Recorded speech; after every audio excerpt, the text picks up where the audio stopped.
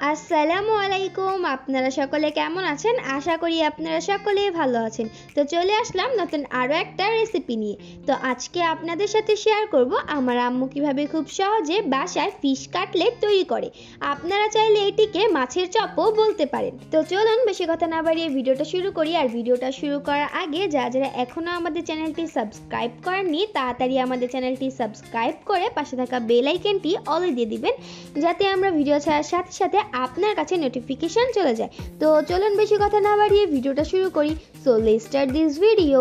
তো প্রথমে আমরা নিয়েছি রুই মাছ এবং পাঙ্গাস মাছ। আমরা দুই রকমের মাছ নিয়েছি, আপনারা চাইলে যে কোনো এক রকমের মাছও নিতে পারেন। তো এখন আমরা দিয়ে দিব পরিমাণ মতো লবণ, দিয়ে দিব হলুদ, দিয়ে দিব আদা রসুন বাটা। তো এখন আমরা মাছগুলো ভালোভাবে সিদ্ধ করে নিব। তো গাইস, আমাদের মাছগুলো সিদ্ধ করা হয়ে গিয়েছে। আমাদের মাছটা সিদ্ধ হয়ে যাওয়ার পর আমরা মাছের কাঁটাগুলো ভালোভাবে বেছে নিয়েছি। তো চলে আসলাম চুলায়। এখন আমরা দিয়ে দিব তেল, তারপর দিয়ে দিব কাঁচামরিচ কুচি,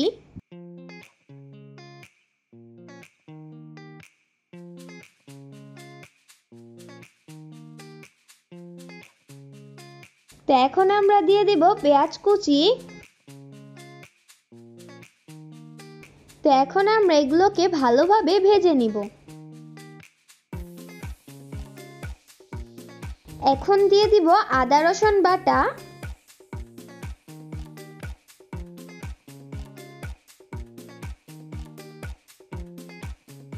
তো এখন দিয়ে দিব আমাদের কাটা বেছে রাখা মাছগুলো।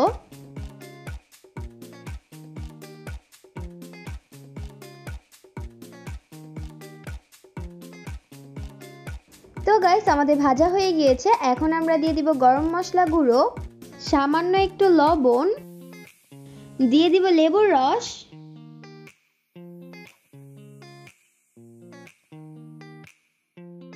টমেটো সস, ধনিয়া পাতা,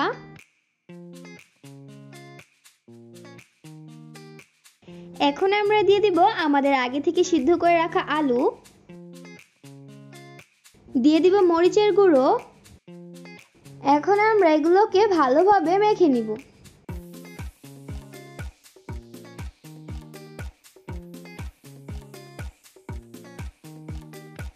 তো গাইস, আমাদের মাখা হয়ে গিয়েছে। এখন আমরা আমাদের পছন্দের মতো শেপ দিয়ে নিব।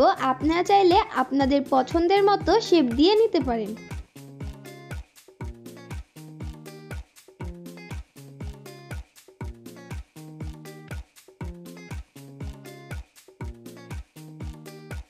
তো গাইস, এখন আমরা একইভাবে আরো সবগুলো চপ বানিয়ে নিব। আমাদের সবগুলো চপ বানানো হয়ে গিয়েছে। তো এখানে আমরা নিয়েছি দুটি ডিম, তার মধ্যে দিয়ে দিব সামান্য পরিমাণে লবণ। এখন আমরা এগুলোকে ভালোভাবে মিশিয়ে নিব।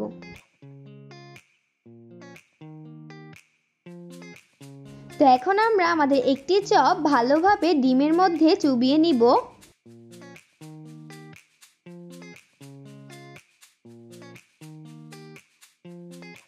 তো এখন আমরা এটিকে ব্রেড ক্রাম্বসে ভালোভাবে গড়িয়ে নিব।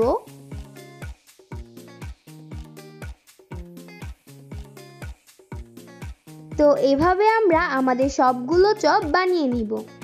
তো গাইস, আমাদের সবগুলো চপ বানানো হয়ে গিয়েছে। আবারও চলে আসলাম চুলায়। এখন আমরা দিয়ে দিব তেল। তো এখন আমরা দিয়ে দিব চপ। এভাবে আমরা আমাদের চপগুলো ভেজে নিব।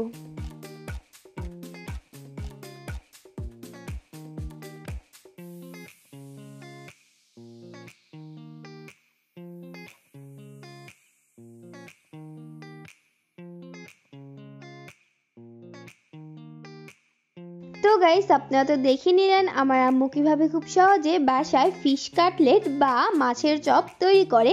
আপনারাও চাইলে বাসায় খুব সহজে ফিশ কাটলেট তৈরি করতে পারেন। তো আজকের ভিডিওটা ছিল এই পর্যন্তই। আমাদের ভিডিওটা ভালো লাগলে লাইক, শেয়ার, কমেন্ট এবং আমাদের ইউটিউব চ্যানেলটি সাবস্ক্রাইব করে পাশে থাকা বেল আইকনটি অলে দিয়ে দিবেন, যাতে আমরা ভিডিও ছাড়ার সাথে সাথে আপনার কাছে নোটিফিকেশন চলে যায়। তো সবাই ভালো থাকবেন, সুস্থ থাকবেন। আল্লাহ হাফেজ।